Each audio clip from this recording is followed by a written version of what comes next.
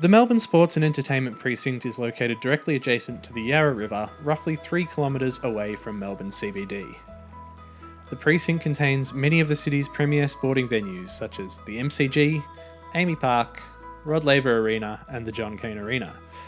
These facilities are the regular homes of some of Australia's largest sporting events, such as the AFL Grand Final, Boxing Day Test Cricket, the NBL Cup and the Australian Open. These events are largely responsible for Melbourne holding the unofficial title of the sporting capital of Australia.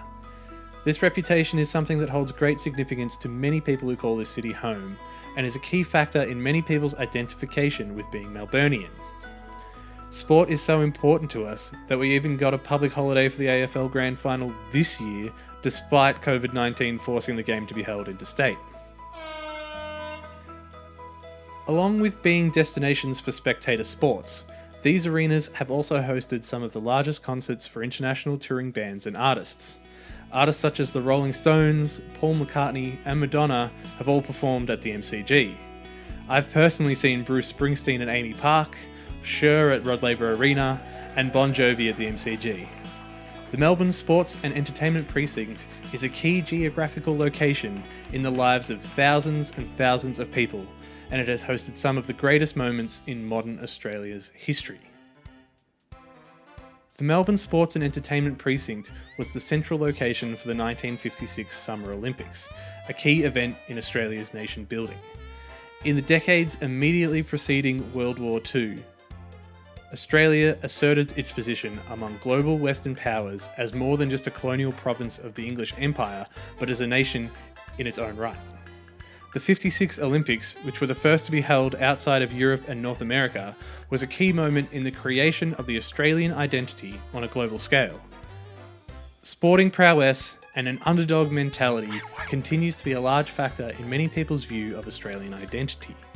Sport as an identity signifier predates the 1956 Olympics and can be traced back even further to Australia's long-time cricket rivalry with England.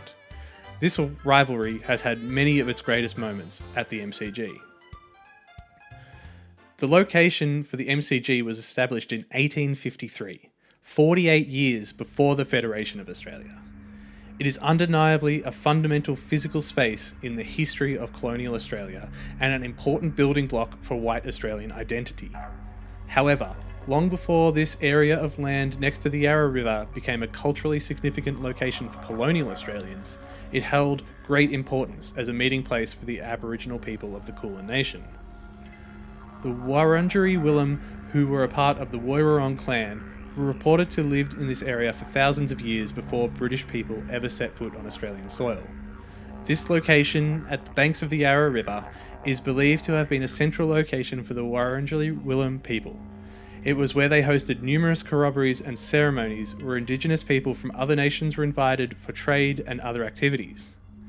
Sacred scarred trees are signifiers of the location's importance to the original owners of the land, and the cultural significance of this location cannot be denied. The people of the Woiwurrung and Bunurong clans have a shared creation story about a powerful spirit ancestor named Barnjul the Eagle. They believe that he created all of the land and the waters of the Kulin Nation and then ascended into the heavens to watch over all of the people. He and his sons can still be seen in the star formation that is otherwise referred to as the Southern Cross. The location of the Melbourne Sports and Entertainment Precinct has been a culturally important place for many different people for many different reasons. It is important for everyone to recognise the significance of this place as more than just a location to see sport and music, and remember that the land itself has a deep and rich history that should not be forgotten.